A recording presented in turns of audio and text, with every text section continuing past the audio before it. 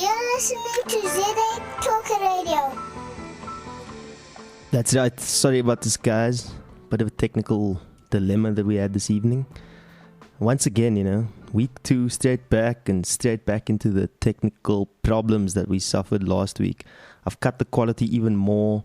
I've reset the routers, made sure everything's going honky-dory, but let's just hope it holds up this time. We've said our hellos, we've said everything like that already, but let's do it again. So, hello South Africa, tell me how you're doing. Anyway, lost my train of thought completely. Bridgett Whyte, you guys with me? Yes, we are. Lovely. I'm here. That is Dr. Faiz Kirsten, my co-host, and our guest tonight, Bridgett Whyte. Don't forget, guys, to click on the top right-hand corner of the page if you're streaming at the moment, and you can interact with us. You can get involved and take part in the chat. You can also call us on 071 4199 700, and what I will actually do is I'm going to put it in the chat room in just a second so that you can see that number and give us a shout and maybe engage with us and ask us any questions. This is Budget Freedom Radio, once again, Sunday night, having a chat with this week, Bridgett Whyte. Dr. Faiz, say hello to the people. Well, how are you first, brother? Are you okay? I'm well, thanks, man. Been a busy week. Great stuff. Been out earning that fiat currency, for no good reasons. But somehow we need it. Somehow we need to play the game. Well, the ubiquitous fiat seems we can't do without it. You know what I'm saying? So just... If I was a cursing man, I'd say the freaking fiat, but, I don't even know if that constitutes cursing. Yeah. Anyway, well, welcome to the listeners. Thank you for taking some of your time to join us again this evening. We really appreciate it. Sorry for the little bit of glitches that we had up front, but this happens with low budget, low cost radio, but it works for us. We're happy with it. Trust you had a great weekend. You're feeling relaxed. Perhaps had a run like I did this morning out in the forest. Fantastic. With a good buddy of mine. We're always trying to get these trail runs in as much as we can. And hopefully you're feeling relaxed, because the topic we're going to talk about this evening is not a very relaxing topic. It's called cancer. In fact, there's a global cancer crisis, which is a very tragic thing. But I've done a lot of research and found out why we actually have this crisis. We shouldn't really be sitting with a crisis today. It's part of the larger global healthcare crisis. And the history of it, where it comes from, is, I wouldn't say fascinating. It's just mind-boggling the way it was orchestrated. But anyway, we'll chat about that at some point, hopefully, this evening. But don't despair. The word cancer sort of instills fear in people. There's actually a lot of hope, with the kind of treatments that are available today. In fact, there are many, many cures for cancer. A lot of people think if you are diagnosed with cancer, it's a death sentence, but I can assure you it's absolutely not. It may be a death sentence if you go the conventional route, but I can assure you there are more advanced, therapies and remedies available. So, in fact, our guest this evening, she decided to go down the route or the road less traveled, and that's what I'm talking about, the more advanced road, which is not so congested with a lot of people as the more common road, let me put it that way. And her name is Bridgett Whyte, as Julian said, and she decided, as I said, to take the road less traveled because she didn't obey Milgram's Law. Now, I'm sure a lot of you guys out there have heard of Milgram's Law. Julian, have you heard of Milgram's Law? Can't say I have, doctor. But then again, this is not my field of expertise. Well, it's basically, he was a psychologist and he did an experiment. But basically what his law states, he said that people will blindly believe the words of an expert or the words of an authority or a person in authority. So if a person in authority says something, a person who's not an expert in that subject will just blindly obey what the expert says. Sounds a little bit like Sigmund Freud. Yeah, he did this experiment and he proved that is the case. But thankfully, Bridgett decided not to obey Milgram's Law. And in fact, there's many laws that we shouldn't be obeying. It's not actually laws, they're just basically statutes. Man can't really write laws. But anyway, Bridgett decided, she doesn't want to listen to what Milgram's law, and she decided, I won't listen to what my conventional doctor, advises me. I'll decide to do my own thing. And that's what she basically did. And she's going to tell us this evening what her own thing actually was and still is. Yeah. So Bridgett's decided to go down the advanced route, as I like to call it. Let me tell you a little bit about Bridgett. Bridgett is actually, her name is Whyte, Bridgett Whyte. She managed, various small businesses spanning 3 decades. She was actually a member and past regional chairperson of the ASDSA, which is the Association of Skills Development in South Africa. She actually works as a Skills Development Facilitator, which is registered with the Services Seta. And her passion is seeking information regarding human potential and development. Fantastic, fascinating stuff. And her mission really is to assist individuals become aware of the limitless possibilities available within. So Bridgett, very, very welcome to our show this evening, and thank you for accepting our invitation to come and tell us your story. It's a fascinating one, and are you there? Welcome, Bridgett. I'm here, Faiz. Thank you so much. Really, I appreciate you inviting me, and Julian for this whole initiative. It's really fantastic. It's not just me, it's the both of us, but thanks for being with us. Yeah. Thank you. And to all the listeners, obviously. It's great to be here. We're still building our audience, and we're encouraging people to share these links around, but the talks are also available afterwards on SoundCloud, so that this information will be out there now. Nobody can say that they haven't been informed. We're discussing things. So fantastic. Bridgett, is there anything else you want to tell us about yourself before we dive into your journey that you've been on for the last while? Well, just what you mentioned really about that law. And I was kind of raised obeying the laws and authority, even though it didn't always sit right with me. And in my very early 20s, I started to read all kinds of, different authors based on the human potential, and started to realize that, hold on, actually, a mind is a terrible thing to waste, and I want to start developing mine. So that, but it hasn't been easy going, going against the grain, so to speak. But that's, that's kind of where I'm at. And I certainly understand that it's a tough one for people to not listen to the supposed authorities or, professionals.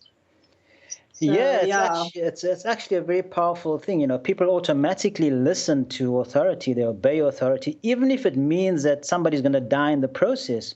And in fact, Milgram's experiment showed that people would go ahead and punish another person just because the authority said they must do that, even with the risk of the other person dying. So that's how powerful it is. And there's various, there's obviously various explanations for this. But going against the grain, not going with the flow is actually a difficult thing, as you say. Yeah, a very brave thing to do as well, because it's all based in fear. That's why we go with the established routes often, because we get that sense of security. Everybody's doing it, but it's not always the case. And I mean, especially not when people without our best interest at heart run the show up top, So. Yeah, that's the scariest part, when people who are in positions of authority don't have good intentions. I think that is really the scariest part. So you are obeying somebody with maybe diabolical intentions, and you end up, doing diabolical things or just doing things against your own best interest, which often is the case, actually. So, I'm not here to knock conventional cancer treatments, but if you look at the results that have been achieved over the last, I don't know how many years now, but the true cancer, the true cure rate using conventional treatments is actually less than 3%, which is actually shocking. You have a less than 3% chance of living for more than 5 years if you use one of the conventional means of treatment, which is radiation, chemotherapy, and surgery. I mean, 3% is shocking. I mean, thousands and thousands of people are still alive today because they just didn't go down that route. They actually use alternative methods of treatment, and they are alive today. I mean, there's documented studies and cases of this. Yeah. So not obeying Milgram's law can be a good thing, let me put it that way. Yeah. Yeah, it's good to go against the grain. We definitely, anybody that's tuned into the show, through me as a reference, knows that that's what I'm all about, going against the grain. So, but Bridgett, coming back to you, how do you take these first steps into, maybe we should start with what was like life before.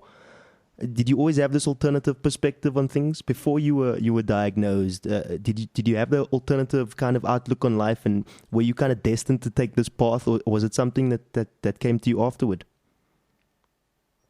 Absolutely, yes, destined to take this path. But I think that's a great starting point. And in my opinion, what really saved me, because I like to think of it as saved, I had a lot of information about not so much necessarily cancer per se, but how the system works in general. And yes, I was completely an alternative thinker because of all that, mind expanding information that I've been filling myself with for 3 decades. And always, I've just always been a person that wanted to look for a better way, believing there was a better way of doing things. And not only that, but in my late 20s, I read a book by Deepak Chopra called Ageless Body, Timeless Mind. And it was so brilliant.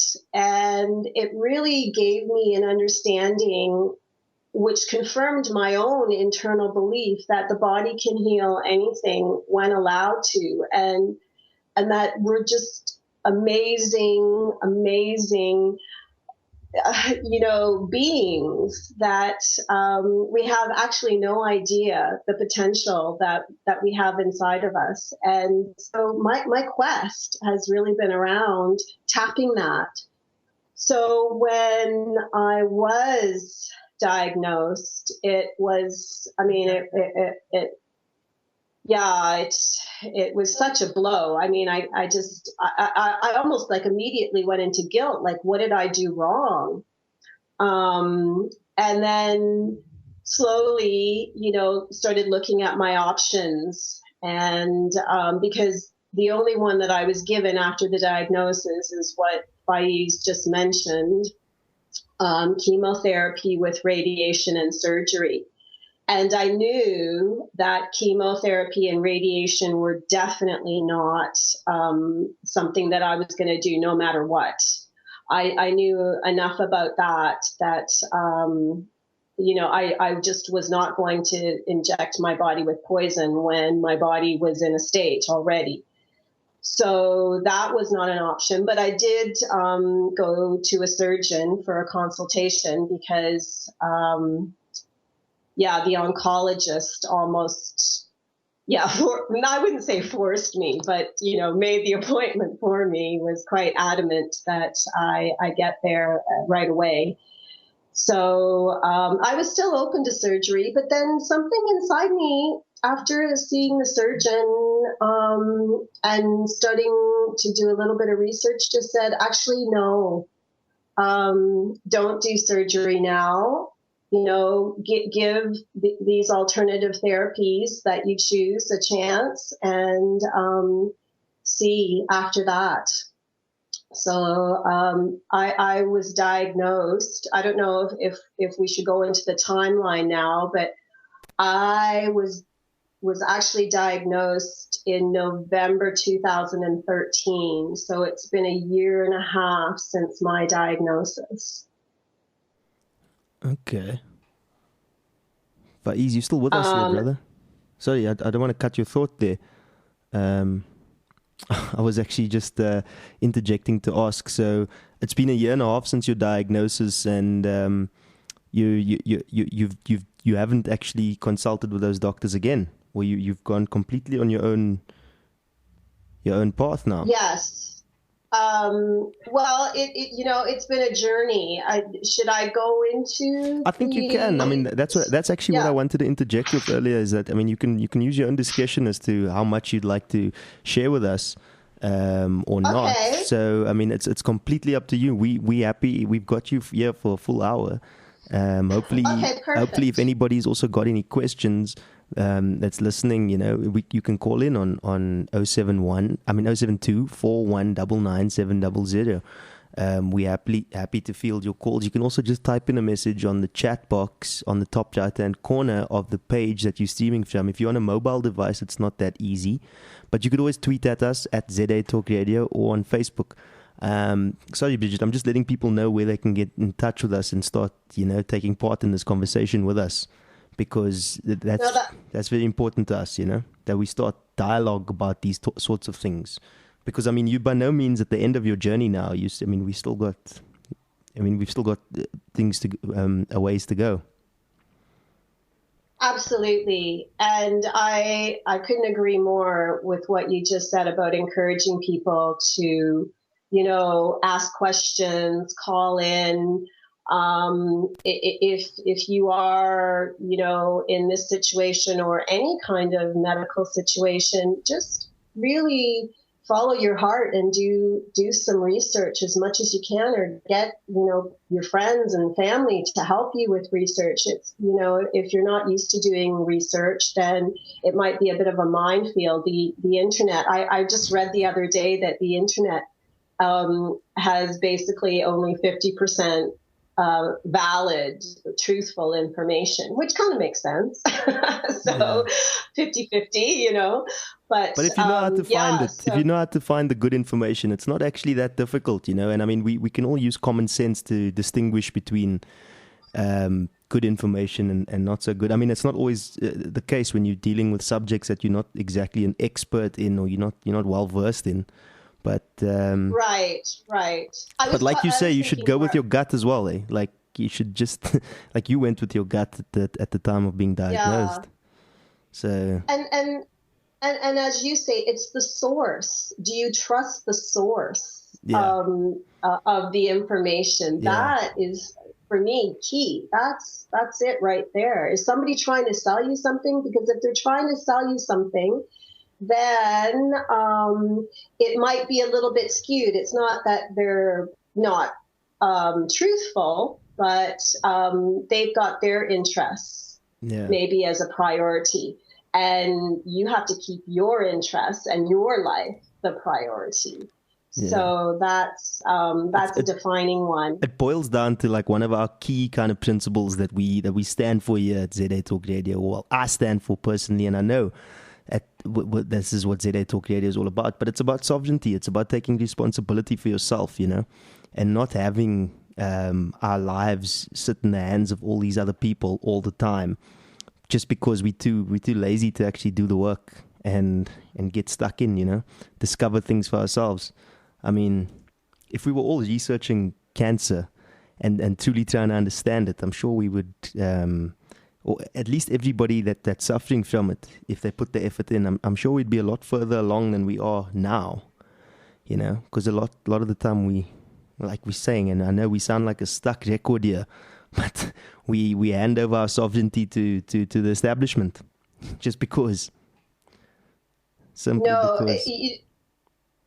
Sorry, that's a bingo. That's a huge bingo right there, whether it's government or doctors or police, authorities, we have been conditioned from the get-go for, who knows how many hundreds, if not thousands of years, to give our power away, give our freedoms away, for the sake of the collective, instead of using our own moral judgments, instead of basing life on, ethics and truths. We've been just sort of go with the pack. Yeah.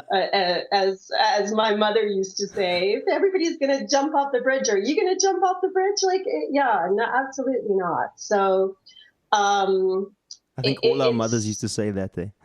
Yeah. And mothers probably still say that today to their kids.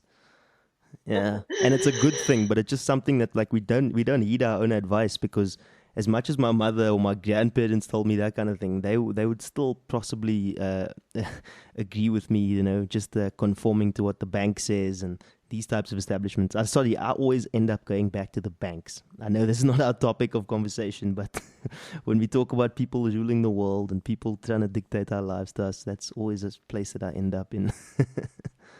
So forgive me. Yeah. No, it's a huge one. It's so huge because that's where the fear lies. The fear is so tied up with the money. I mean, how am I going to feed my family? How am I going to pay the bills? How am I going to pay my medical bills? Exactly. Yeah. Tell me about it. Because there's another cartel there that have said that we charge top dollar for what we do, man. And I mean, the insurance industry, whether it's medical insurance, car insurance, home insurance, I mean, that is a fear-mongering thing. It's funny you say that. It's funny you say that because somebody stopped me a couple of weeks back, and they were doing a documentary out here in Johannesburg, and they were doing a documentary, and they were actually doing it. They were kind of commissioned by an insurance company, and they saw me running around because this is actually what I do for a living. I'm a cameraman as well. So they saw me running around shooting some stuff, and they thought, this is the perfect guy. We can ask him to give us a comment because he clearly knows about our industry. And they stopped the wrong guy because they asked me what I thought of insurance packages. And I said exactly that. I said, yes, it's a fear-mongering kind of cartel. It's trying to rule over us and trying to make us live our lives in fear. All property is theft, and you don't own anything anyway, so why insure it? And I know it sounds like I'm a complete hypocrite because I insure my stuff, some of my stuff, But I mean, what else do you do in this world? That's why until we educate people to know better and to live better, we just kind of have to play this game. That's why I've been out all week earning fiat currency, And why we just have to subscribe to a certain extent. But yeah, that was interesting that you said that, because I was just saying that to some people and their eyes just nearly popped out of their heads because they were like, okay, it's not what we expected to hear. Some people, and I bet that one didn't make the mainstream. Yeah, I don't know where it ended up. But I mean, back to your journey, Bridgett. Like just to get into it. So what as someone that's not versed in this kind of topic, what are the certain what kind of route have you chosen to go? What kind of treatment are you undergoing? And yeah. Okay. Well, for starters, when I first had the diagnosis, I didn't really actually know what to do myself. I knew of a Dr. Simoncini, who is an oncologist in Italy, and he'd been using bicarbonate of soda treatment on cancer tumors for quite a few years with success. So I emailed him. I found his information and emailed him to ask him if there was anybody in South Africa that he knew of that would inject, bicarb into the tumor. And he got back to me right away, but he said that he didn't know of anybody and that it actually wouldn't work in my case.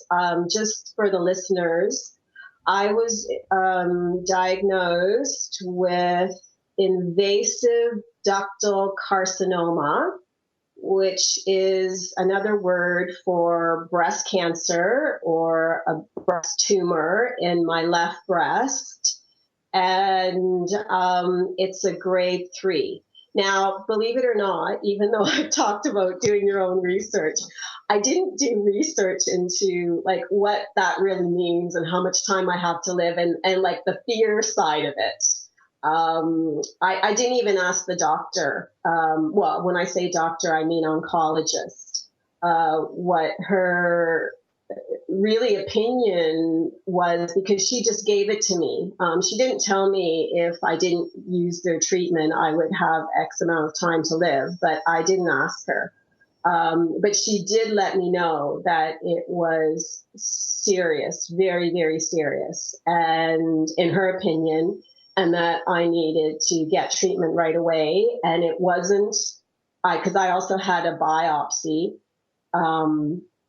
That was, between the mammogram and the biopsy, that was how they determined the diagnosis. And according to her, the biopsy report, it wasn't estrogen based. So that meant it could not be treated hormonally. I only had the option of chemo, radiation, and surgery. And I'm a live and let live person, and everything that I'm going to share with anyone, but especially now with the listeners and whoever may hear this podcast, it is an individual journey. There is no right and wrong. And I'm not dissing the medical profession in any way. My life is my number one priority, and I want to live. And this is not a light topic. And as Dr. Faiz mentioned at the start, this topic and the word cancer has just so much fear built into it that because of the road that I was taking, didn't even tell all of my friends until almost a year after the diagnosis is when I went, about 10 months after the diagnosis is when I sort of sent out like a big blanket email to most of my friends and colleagues to let them know what was happening in my world. Up until then, obviously my immediate family were told right away, and a handful of friends and colleagues, but that was it because of, I knew I would get a lot of commentary from people. I mean, some friends, even tears and, a lot of concern. They want me to have surgery, or none of them have really said that because I do have a few friends in the healthcare field, but none of them have really ever said that I must do chemo. But definitely, I know a lot of them would like me to have surgery. And just on that topic, before I go back to sort of the chain of events, and to just tell people why I haven't had surgery at this point, up until this point. Maybe that'll come out, but it'll definitely come out. But I'm really glad I haven't. And part of it was the fact that, what if the tumor was in my head? Would we just chop off my head?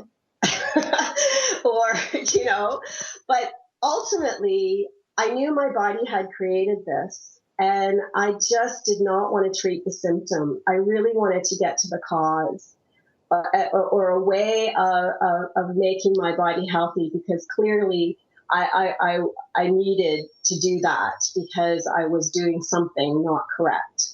In my opinion, energetically. So that was a huge part of it. And also that, I also have this faith that it wasn't my time, although I still was really scared and I still have my moments, absolutely, of whoa, am I doing the right thing? And it's like, well, stop that. It's all perfect. I'm working with an amazing doctor. But just to go back now, and you guys can interject at any time. Actually, before maybe before I emailed Dr. Simoncini in Italy, I may have, or at the exact same time, also contacted Faiz, because I knew him through another area, and I knew he was a doctor, and I knew he was very open to alternative therapies. And so he was a great support and a great help too, as to, maybe what some of my options are. I went to a homeopath and got a little bit of information from her. But a big turning point was about 3 weeks after the diagnosis, because I was really in this major, scared feeling. A friend sent me information about a course, a Qigong master from China that was here doing a healing course, teaching people Qigong healing methods. And it sounded really brilliant and exactly what I needed. And I went on that. It was at the Medi Spa. Well, I guess it's called there in Cleve Street, in Buntu now. And it was just what I needed to really help me, because over the it might have even been a 4.5 day program, he just continued to emphasize to us the body's inherent healing ability. And it doesn't even have to take a long time. We all have heard of these spontaneous remissions, and there isn't one thing on the face of this earth that has not somewhere along the line been healed.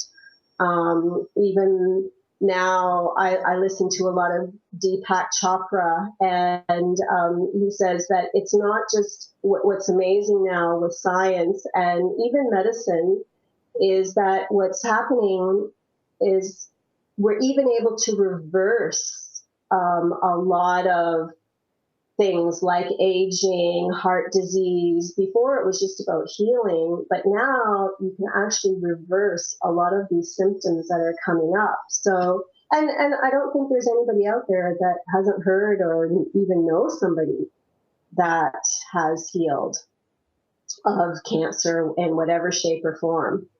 So, but just to speed it up a little bit, on that course, I met a woman that referred me to a doctor who specialized in cancer with the organization Doctors Across Borders. And she was really excellent, Dr. Jackie Hansen. But she wasn't based in Cape Town where I am. So we would have to Skype, and she put me on quite a few, or advised me with the reasons why, quite a few different health protocols consisting of, diet, hydrogen peroxide baths, coffee enemas, the diet involving lots of juicing, and dry skin brushing. So there were and supplements. There were no medicines per se, but certain supplements. And I followed that her protocol for about 6 to 7 months, from basically December 2013, January 2014, right through until the middle of the year. July, August. And then I lost touch with her.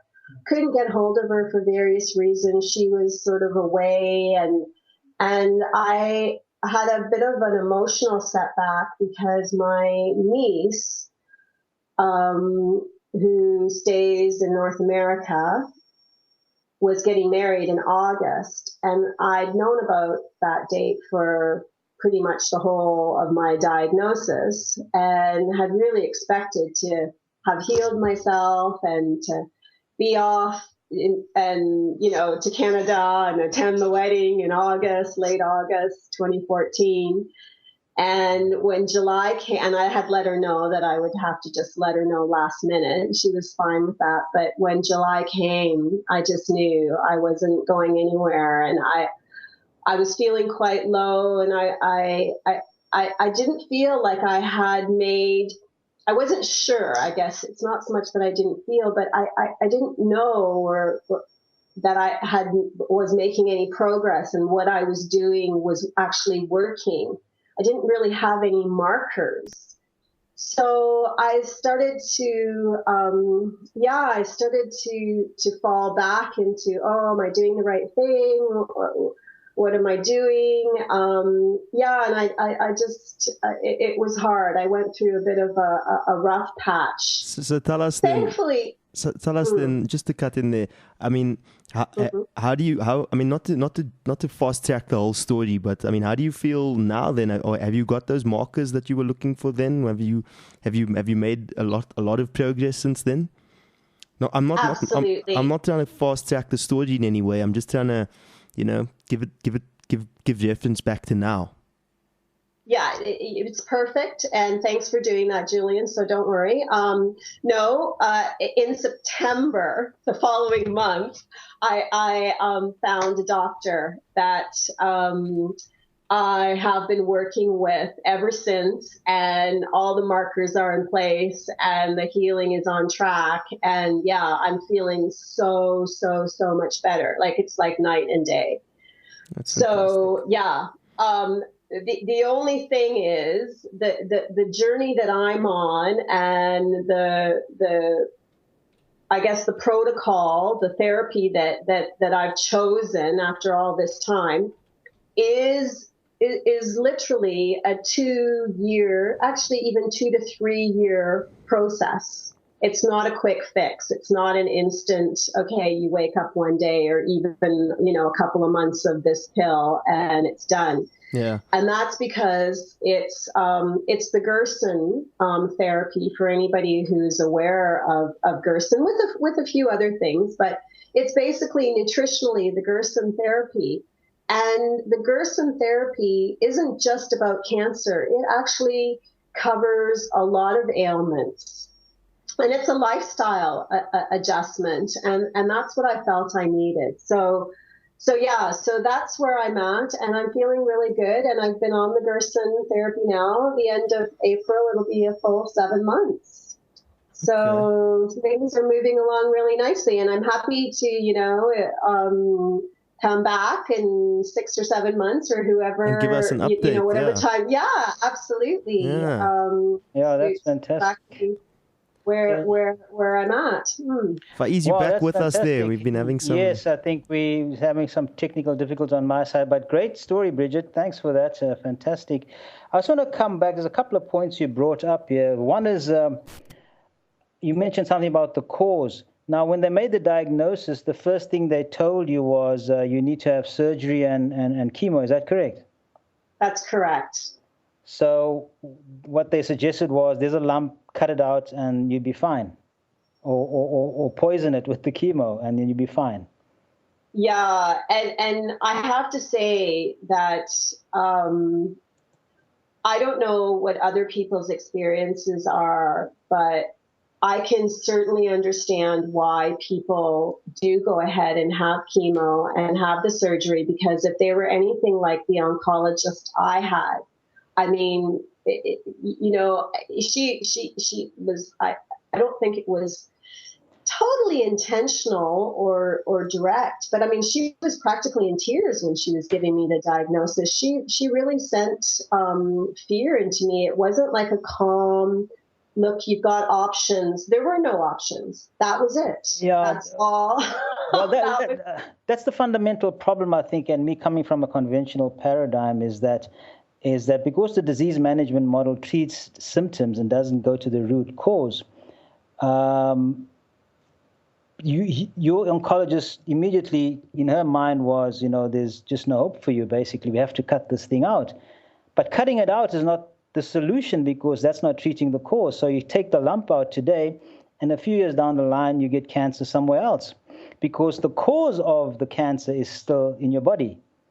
And so the solution then is really to get to the root cause of what's causing the cancer. What is the root cause of your cancer? Treat the cause, and then you'll never get cancer again. But we've got things back to front, actually, and even very highly educated people like oncologists, they don't seem to get it.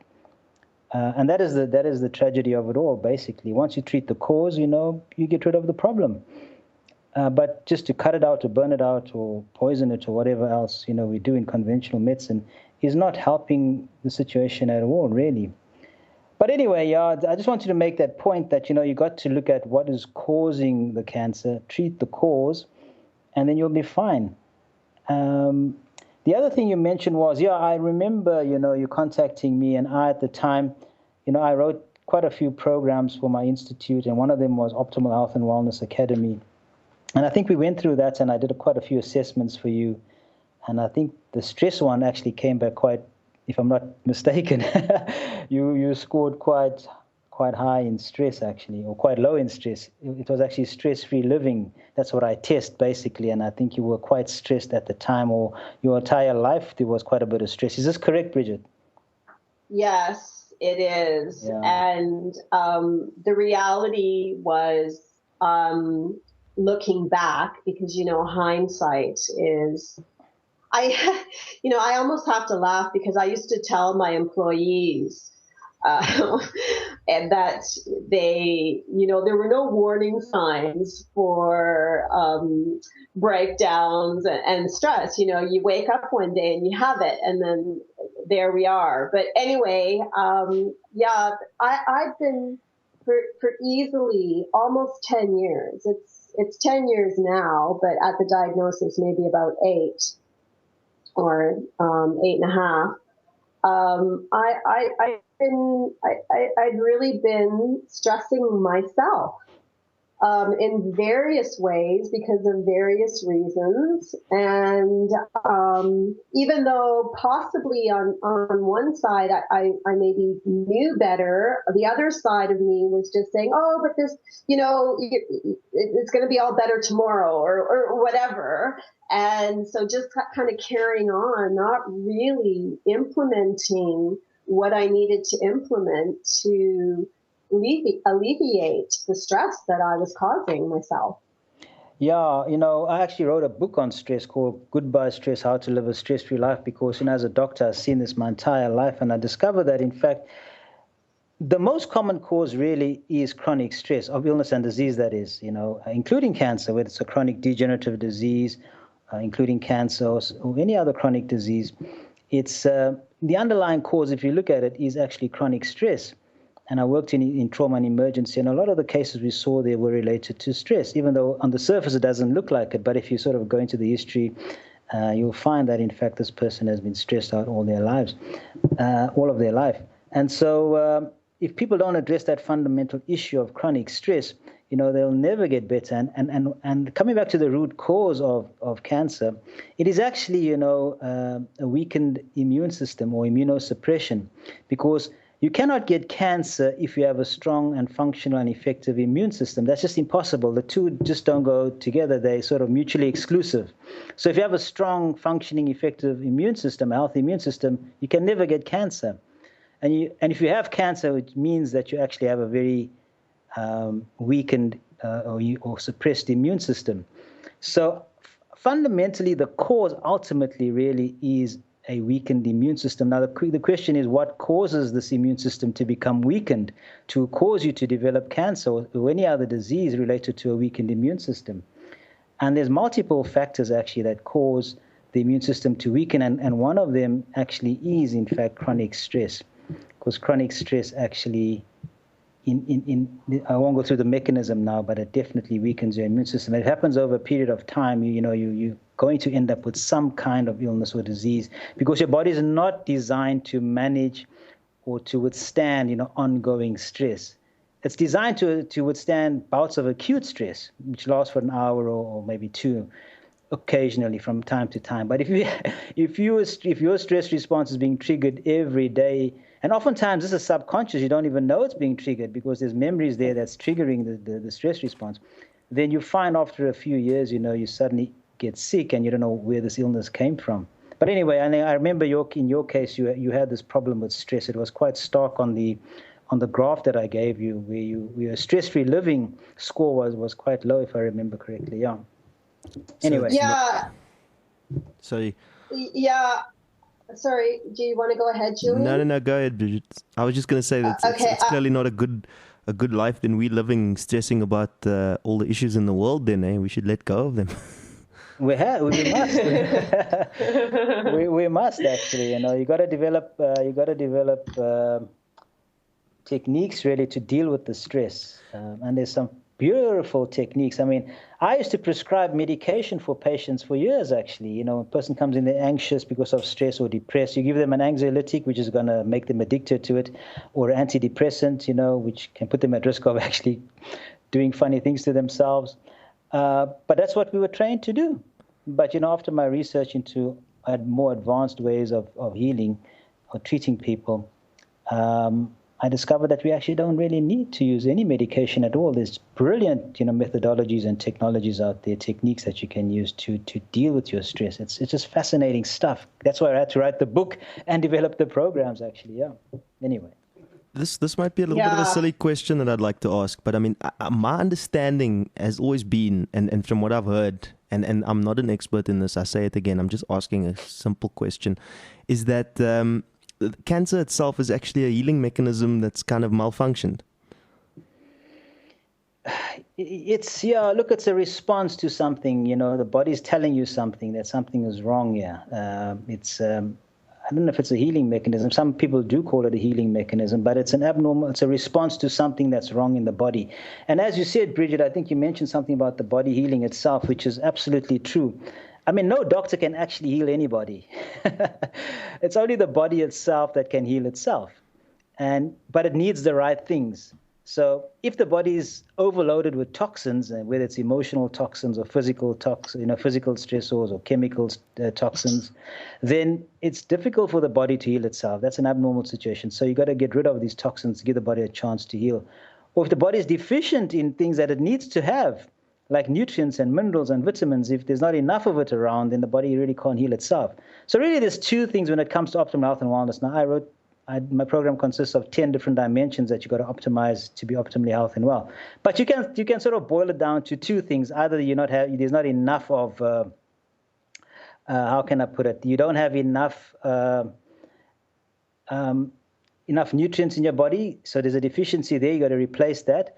Or you've got too much of something that shouldn't be there, and those are the toxins, so you got to get rid of those. And that's in a nutshell, basically, is what it's about. So remove what is there but should not be there, so detoxify, and put in what should be there but is not there. In other words, just correct your nutritional deficiencies.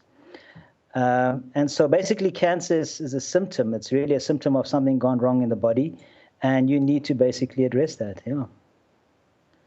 Yeah, I think what Julian said is right, because and what you've just said, Faiz, because any sickness, any ailment is the body's calling out, is a warning sign. It's a warning sign, yeah. And it's actually a good thing. It's a very good thing. So we should be happy. Oh, okay, my body's telling me something. What is it I need to do? Approaching it with more fear is just creating more stress. And I think back to what Julian said, from what I read also, what a tumor actually is good cells surrounding the bad cells so that all the bad cells don't actually go further into the body. And that's what a tumor is. That's why you get this mass. So that's also maybe part of what it's just different understanding. We all have a different perspective or viewpoint. Yes. Yeah, look, the symptom is basically, it's there. It's a warning sign, like you say, absolutely, and we need to take heed of this warning. They're absolutely necessary. Symptoms are absolutely necessary to have. If you didn't have any symptoms, you'd probably just die and wouldn't know why you died, I suppose. But the symptom is there to warn you that something has gone wrong, and we need to take heed of the symptoms. The problem is in conventional medicine, they decide to basically suppress the symptoms and not heed the symptom, rather than looking for what's causing the symptom and how can we correct this cause or deal with this cause or eliminate, what's causing the problem, rather than just suppressing the symptom and then thinking, okay, well, the symptom's gone, everything must be hunky-dory or fine. That's just not the right way to do things. But maybe coming back to your journey, Bridgett, because we're moving on in time and we have a few more minutes left. Where did we leave off, Bridgett, along the way? I remember you ended up going to Swellendam at one stage. That's right. That was what happened was in August, when I was kind of at my lowest point, my original GP, who had sent me for the mammogram, who was actually more of a friend, he had been reading the Gerson therapy book. And he would keep sharing odd bits of it with me. And I kind of had thought I was on like a loosely based Gerson because I had been told to do a coffee enema once a week and, have a juice a couple of times a day. But after some of the things he told me, I thought, well, I'm going to get the book. And I quickly got the book and read it myself in August and realized, oh gosh, I'm not on Gerson at all. Like Gerson is seriously intense. At first I was super excited because I thought, oh, this is a fantastic. If I follow this program, I'm healed, I'm well. And then by the end of the book, I kind of thought, ooh, but this is not an easy program to follow. How am I going to manage it? It's quite intense, eh? It's quite intense. Yeah. It's pretty intense. And then, the book tells you to contact the Gerson Institute for somebody in your area. And that's what I did. And they referred me to Dr. ZATR in Swellendam. And I had an appointment with her the 13th of September. And she put me through a whole examination, and the things that were discovered there were absolutely, I was amazed. I was absolutely amazed at just what came out in that, 1.5 hour examination. And I took another week or so to think about it. And then I booked in because she has basically a retreat. You can go for a healing retreat for, a couple of days, but it's recommended to stay for a week. And I booked in for the full week and had, a variety of therapies every single day. It was like chock-a-block. And by the end of that, I went home feeling, at the end of that week, the beginning of October, I went home feeling a lot more confident, and began the program on my own with a little bit of help. And here we are 7 months later, and I'm feeling good. And I go to see her on average every 3 to 4 or so weeks. I drive to Swellendam, have an exam, have a treatment, and to check in on all the vitals. And so that's where we're at. And she also is liaising with the Gerson Institute in the States. As to what's happening with my case at the same time. So that's, Well, so you said you discovered things that were surprising to you, in her assessment, Bridgett. Was this like subconscious issues that she sort of brought to the fore that you weren't aware of for forever, maybe? Or past memories? That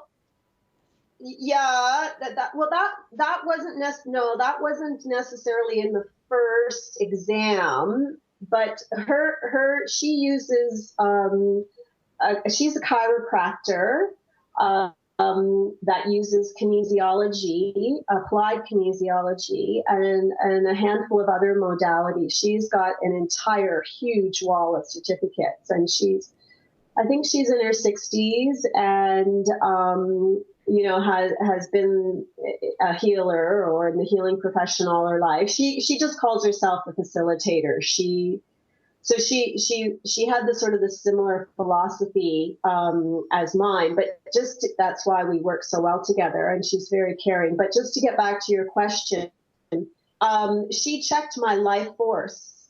And this was like a huge one. And out of 100%, my life force into my brain and into my body, 2 separate markers, was in the single digits. and my pH and level and acidity were also they were dangerous. I mean, I was just a couple of percentage points like away from death, really. And she actually made the remark that it was probably a good thing that I didn't go for surgery, because who knows, with my body being in such a weakened state, who knows what would have happened had I undertaken surgery. So that was one good thing. I had 63 gallstones. I had kidney stones. Wow. I had brain trauma that I wasn't aware of. And according to my body, this is all what my body was telling us. And she documented.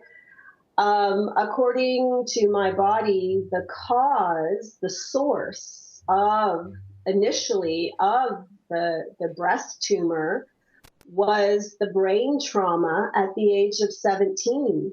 Wow. So, yeah. Was this physical?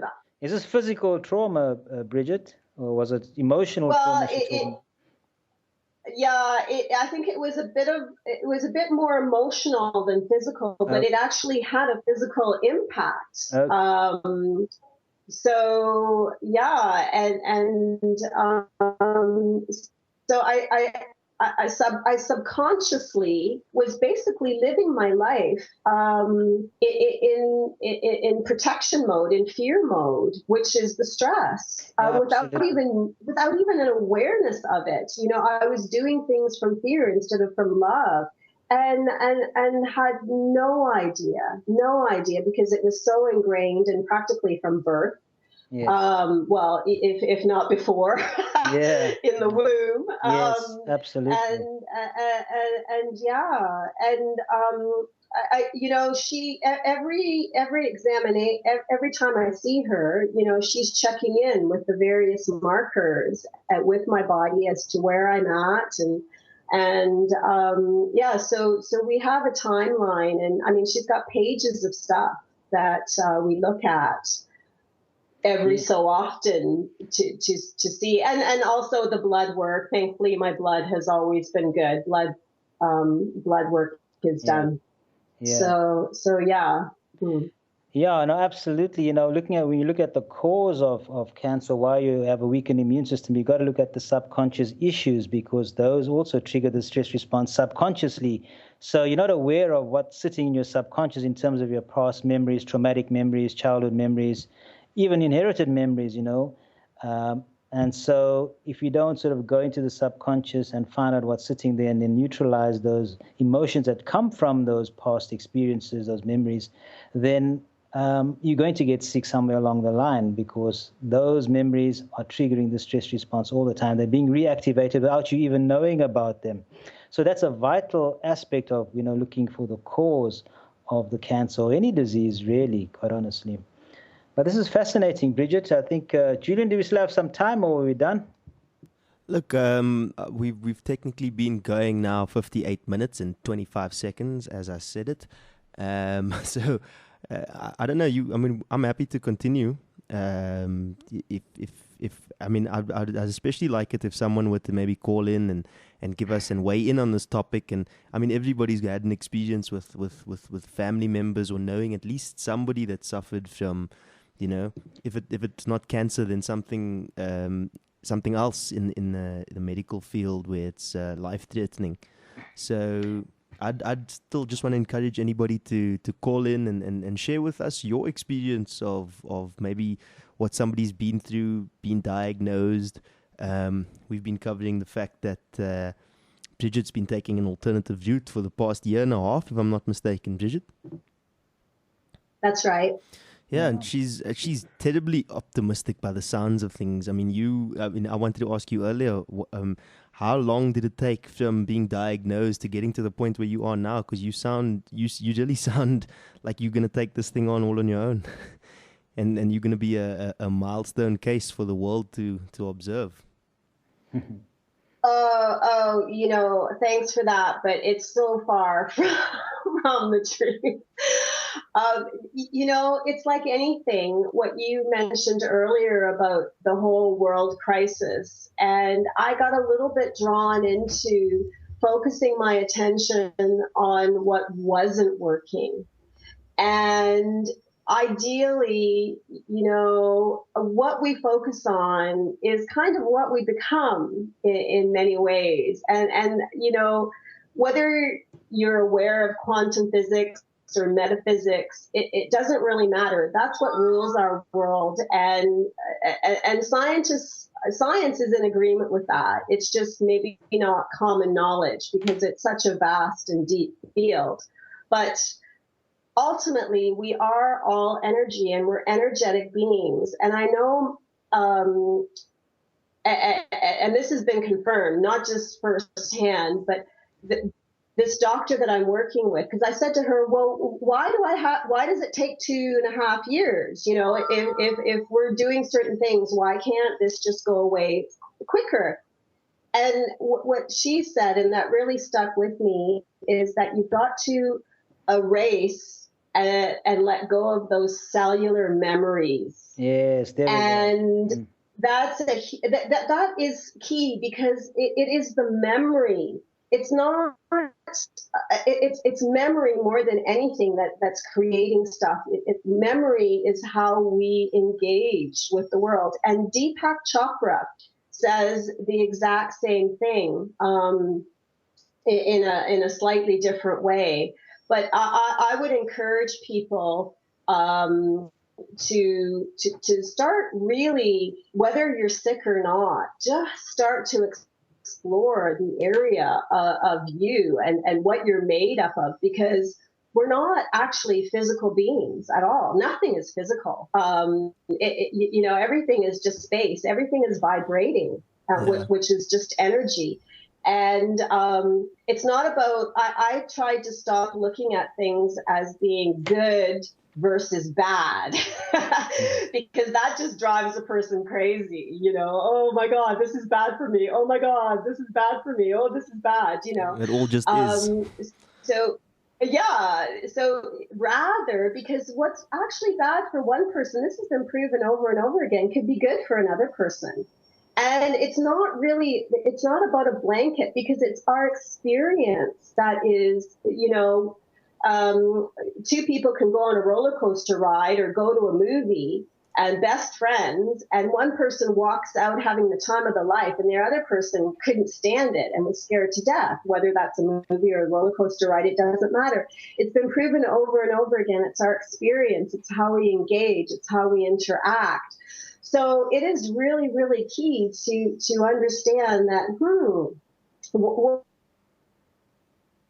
So, I don't know what happened there. Bridgett, you were breaking up just a little bit. Faiz, are you still with me?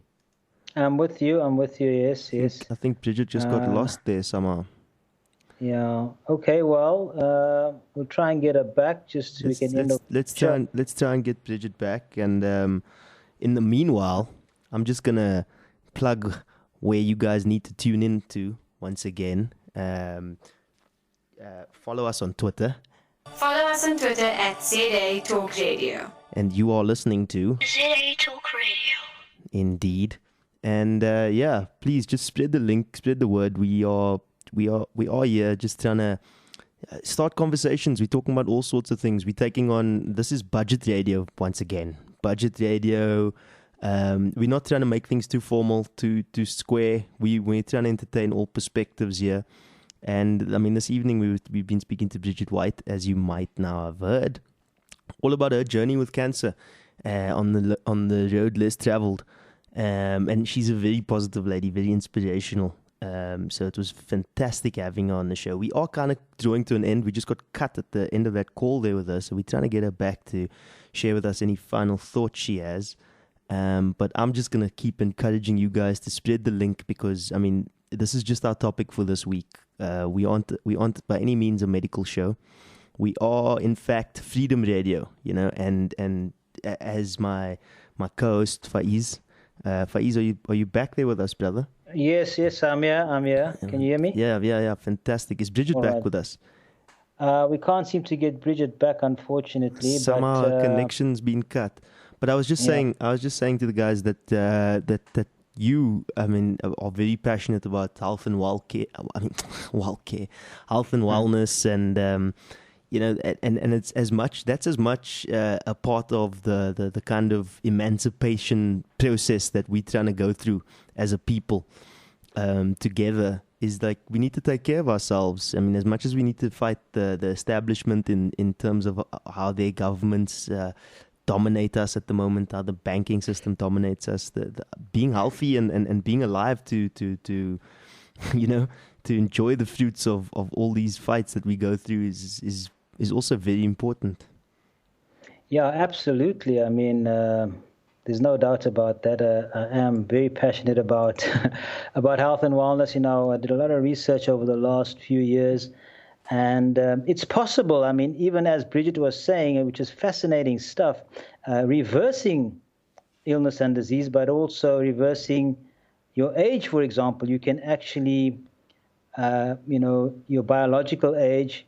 You can reverse. You can't reverse your chronological age. This is moving into a discussion about quantum physics, though, and like really harnessing the world. The possibilities are amazing, actually, and why not, you know, harness those possibilities? I actually did it myself, you know, years ago when I realized it was possible to reverse your biological age. I tried it and I did it. So how young are you now?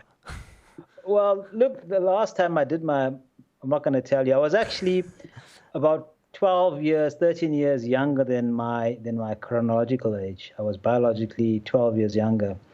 And I will tell you a little story, actually. We went to the Kango Caves in 2009, and my daughter and I and, you know, some of our other friends, and we were standing in a queue.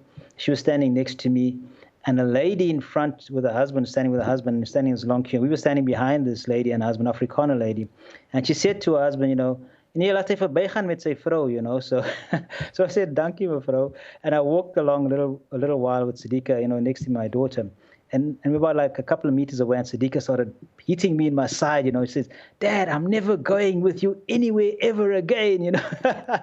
Because this woman thought Sidika was my wife, actually. And I said to her, yeah, but that's because you look so old, Sidika. You know? She, you know, I'll never forget one. And she always says, Dad, you know, that was quite embarrassing for me. So it's possible. The point I'm trying to make is that, you know, these things are possible now, and why not do it, you know?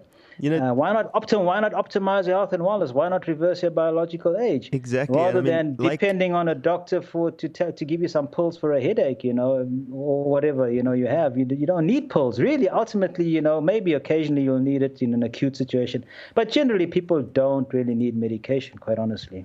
Yeah. And I mean, just like Sidika, how Bridgett was saying now is that it depends on how we look at things. Your perspective can change everything. And not to kind of take away from what a devastating thing cancer is in the world. But I mean, what if, and this is just my perspective again, coming in and saying, what if something like cancer and all these challenges we face as a human race are just trying to push us into that paradigm where we actually harness reality in its fullness, where we're forced to kind of realize we are what we think and what we, you know, our thoughts are reality. I mean, I wrote one of my first raps, you know what I'm saying? One day I was a rapper back in the day. But one of my first raps I ever wrote, I've got a line in there, is that to be done with the pop culture infatuation, because I've got better things to do with my time. While I'm here, I'm thinking of flying, teleportation, the eradication of the pop culture infatuation. It's clearly time to get down with the new meditation. Anyway, it goes on and on for some days there. But I mean, that's the point. That's the point we are trying to make here, is that it's really all... it's all in our head, and we need to be positive. We need to be thinking together, and we do create our realities. And somehow this has been added into our reality as the collective, and we need to get over it as the collective. And the more we start focusing on issues like this and trying to move past in genuine ways, in the genuine best interest of the people, I think we're going to get there. And yeah, no, absolutely. We got to make our reality, you know, health and wellness rather than disease management. We got to get away from Milgram's law when it comes to many things, including our health and wellness. Not follow what the experts tell us, unless the experts really have all the information and are acting in our own best interests. And I mean, as I said, there's a crisis. I mean, 8 million people on average die every year. I mean, 8 million people die every year from cancer. And I can tell you a lot of those deaths could have been prevented had they had people, just gone down the more advanced route, the road less traveled. I mean, this has been proven. So there's a tragedy out there. It's an orchestrated crisis. I mean, and it's something we can turn around, but each individual person needs to take responsibility. They need to understand what's going on, look at the history of where this has all come from, and then, do what's necessary to turn it around and optimize their health and wellness and get rid of this cancer scourge, really. Yeah. Okay, well, that's pretty much us for this week. We're unable to get Bridgett back to give us her final thoughts, but we will definitely check in with her in the future and follow the progress of her journey as it is. Yes, and we wish absolutely. her the best. We wish you the best, Bridgett, for the rest of it. And I mean, we love how positive you are and like how, just what an inspiration you are to people out there that, are in these positions. You're braver than most. And yeah, we take our hats off to you here at ZA Talk Radio. But yes, that is this week drawing to an end. We've been on air for an hour. Next week, we've got a fascinating guest lined up. 2 fascinating guests, hopefully. We still to confirm the second. Tell us a little bit about that, Faiz. Yes. Next week, we have a gentleman by the name of Ken Dost. He's from America, and he's been battling the foreclosure issue in America and the USA, and he's discovered something when it comes to securitization of bank loans, that I'm not going to go into it, but what he discovered was, we'll go into that. We'll get into that next week, but basically we back to the money. You know what I'm saying? We're trying to TikTok. We're trying to cover all different topics on this platform, and hopefully Jan will also be joining us next week and also weighing in on the topic. And we've got some more fascinating topics and discussions to be had in the future. We're in talks with all sorts of people that have their own passions and their own kind of things, causes that they kind of are spearheading out here in our general quest for freedom. I mean, most of us, a lot of us can acknowledge that we don't quite have it just yet. It didn't happen in 1994. So we still pushing toward freedom, and we've got some other good topics coming up. Ken Dost is up next week, and we'll continue to TikTok between all sorts of topics and tell us what you'd like to listen to. Give us the feedback if you're listening on the SoundCloud feed at the moment.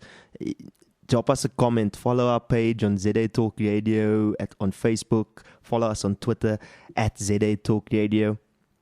And just engage with us. Let's start this conversation. Let's discuss what you guys want to discuss as well. It's not that we're just going to keep coming up with the content. And that's pretty much us for this week. Faiz, anything that you'd like to close off with there?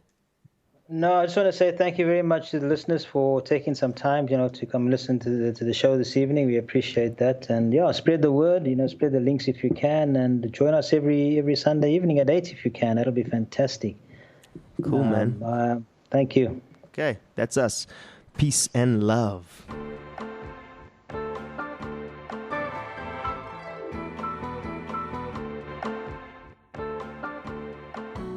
You're listening to ZA Talk Radio.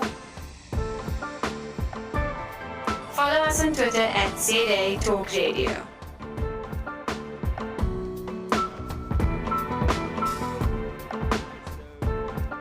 We are currently recording a little pickup with Bridgett, just some final thoughts. We got cut on the actual night of the live broadcast. So tonight, this afternoon, we're picking up, and we've got Bridgett back with us. So I mean, you were saying something there about I can't remember what it was now. We were just playing it a second ago. Well, I remember. So thanks, Julian. And sorry, everyone. I have huge apologies to you all. And thanks for the opportunity to just finish up.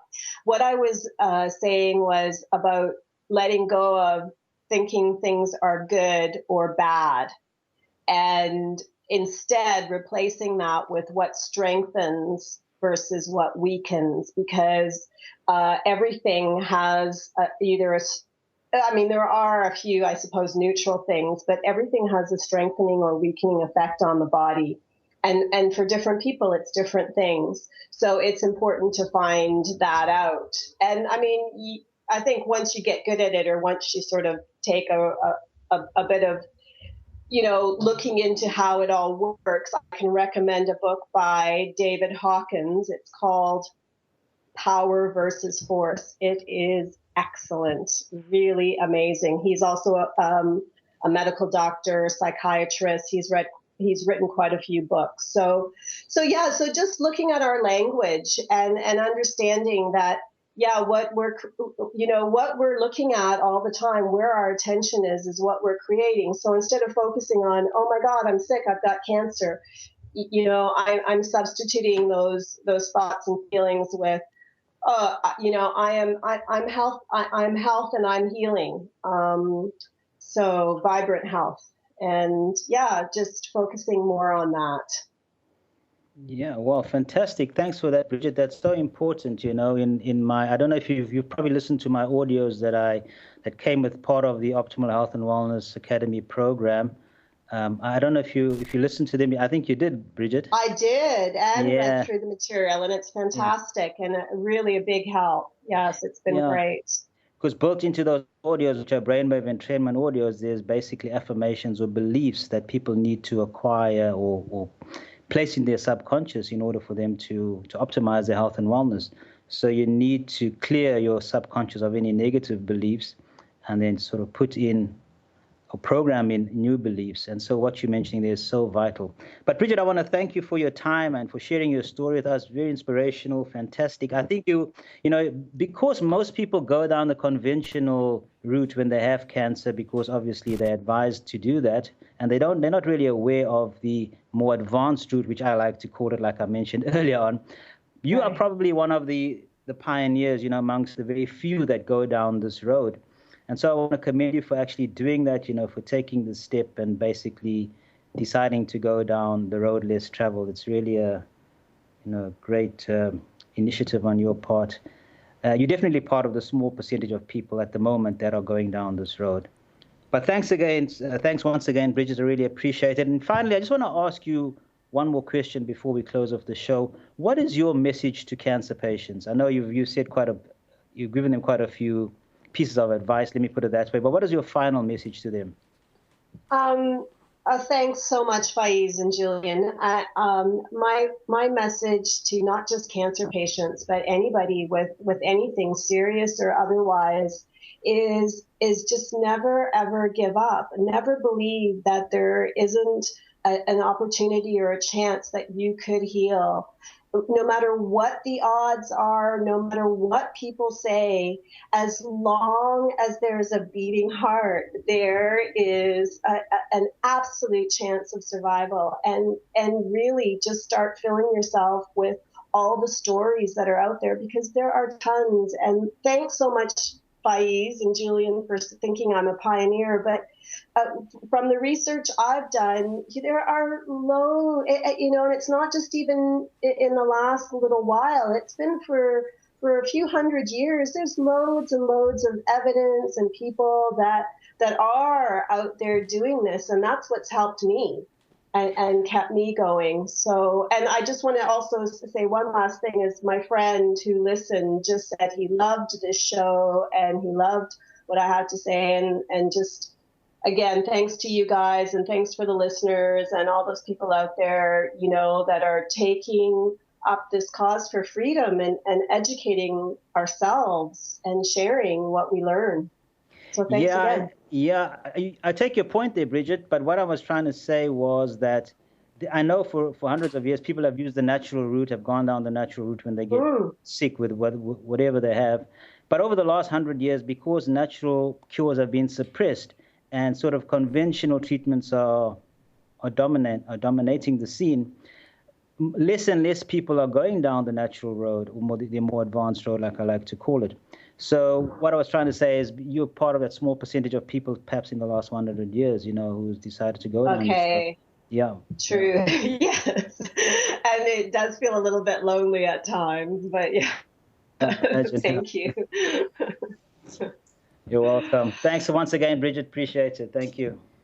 Thank you. Thanks, guys. Thanks for being with us, Bridgett. And your story is definitely very inspirational to a lot of people. I mean, I'm sure you encourage a lot of people that are not in necessarily exactly the same position with exactly the same illness, or but people that are in situations that are slightly tough. You've got a very positive outlook on it, and that's half the problem there. Half the battle won is when you've changed your perspective on it, and that's a powerful thing that you gave mention to, is changing how we look at things and not look at them as being good or bad, and we just look at them as being, and Yeah. in that way we can start making changes. And I was saying actually toward the tail end of the show last night to Faiz, and this is going to be repeat if you're listening on the SoundCloud mix, is that maybe, and not to take anything away from cancer and what a devastating thing it is, but maybe all these things are trying to force us as the human race to jump into the different paradigm, and to start thinking differently, and to start taking actual control of this reality that we conjure up all the time. So I couldn't agree more. That's how I look at it for myself. It's a fantastic opportunity, In fact, every moment of our existence is, we always have a choice in how we think or how we approach something. Well, maybe not, the thoughts that come into our head, but how we engage with those thoughts that come into our head and the world around us, and how we choose to act is always, our own free will, our own choice. Yeah. So thank you. Okay, so we're going to catch up with you then in let's say a few months, and we definitely wish you all the best with your journey, and hope Thank nothing but you. success. And we'll and guys, tweet at us, tell us how soon you want to get into this, and show your support for Bridgett as well. Do you have any kind of platforms people can follow you on, or interact with you on, or contact you on? Well, they're more than welcome. I'm on Facebook, so they can contact me or message me there. And if they want to have a private conversation, I'll give out my phone number, email, whatever works. I'm happy to talk to anyone who, or point anyone in different directions. Okay, you're breaking up there a little bit again. But I think we got the gist of what you were saying. They would like to learn more, and I certainly have a ton of information and have learned. Oh, okay. I haven't. Okay, thanks. So you were breaking up there quite badly, but you were saying that you've got a ton of information and people can contact you on Facebook, basically. Right. As to, specifically what they might be interested in or would like to talk about. That's actually I mean, I know we've now drawn to a close, and we're taking this thing further and further, but it is one of these vast topics that we can talk for days on. But are you a part of any sort of support group or anything like that, or? Well, I know Faiz is doing or was looking at a support group. I haven't got a formal group that I'm involved in. I do facilitate a little course that I run at Polesmore, but I have a small circle of friends. Well, it's actually not so small, but there's actually a couple of women in our group that have already been diagnosed. So I'm talking a lot to them and the group. So it's very informal at this point, but I'm happy to start something a little bit more organized or work with Faiz if he's doing something. Okay, fantastic. So that draws us to a close. That's kind of just a little bit of a post-recorded conclusion to the talk last night, seeing as that we lost Bridgett.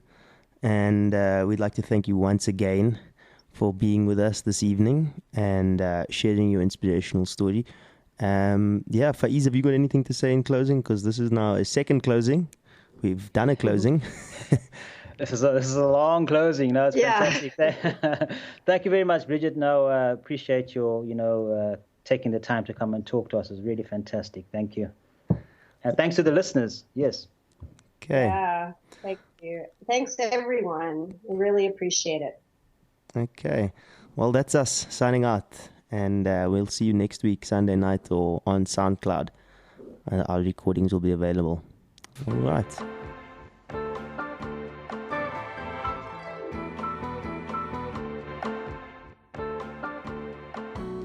You're listening to ZATR Radio. Follow us on Twitter at ZATR Radio.